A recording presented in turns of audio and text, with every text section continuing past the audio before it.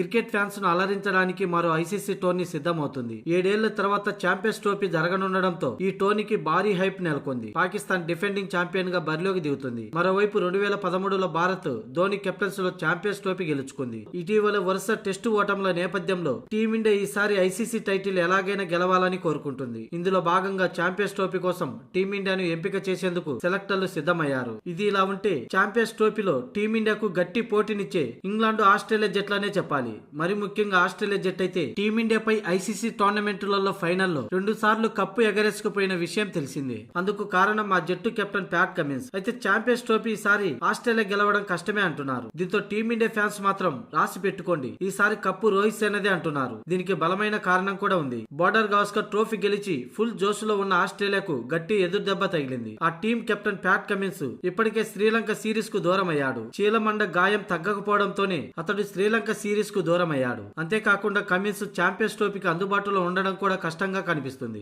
గాయం తీవ్రత ఎక్కువగా ఉంటే ఛాంపియన్స్ ట్రోఫీకి కమిన్స్ పూర్తిగా దూరం అయ్యే ఛాన్స్ ఉందని ఇంగ్లీష్ మీడియా తెలిపింది. ఇది తెలిసిన భారత అభిమానులు ఈసారి ఛాంపియన్స్ ట్రోఫీ టీమిండియాదేనని బల్లగుద్ది చెబుతున్నారు. వైట్ బాల్ క్రికెట్ లో రోహిత్ శర్మ చాలా బలంగా ఉంది. అయితే 2023 వన్డే వరల్డ్ కప్ కొంచెంలో మిస్ అయింది. రన్నర్ అప్ గా నిలిచింది. కానీ ఈసారి వన్డే ఫార్మేట్ లో జరిగే ఈ ఛాంపియన్స్ ట్రోఫీ ఖచ్చితంగా గెలుస్తుందనే అభిమానులు ధీమాతో ఉన్నారు. వన్డేల్లో టీమిండియా చాలా బలంగా ఉంది. మిగతా జట్ల కంటే ఆసీస్ తోనే మనకు పోటీ. ముఖ్యంగా Aussies captain Pat Cummins ICC టోర్నమెంట్లలో టీమిండియాకు కొరకరాని కొయ్యగా మారాడు. అతని సారథ్యంలో ఇప్పటికే 2 ఫైనల్స్ లో ఓడిపోయాం. అలాంటిది ఆస్ట్రేలియా టీం కెప్టెన్ కమిన్స్ లేకపోతే ఇంకా భారత్ కు ఎదురే ఉండదని, దీంతో భారత్ ఖాతాలో మరో ఐసీసీ ట్రోఫీ చేరడం ఖాయమని అభిమానులు భావిస్తున్నారు.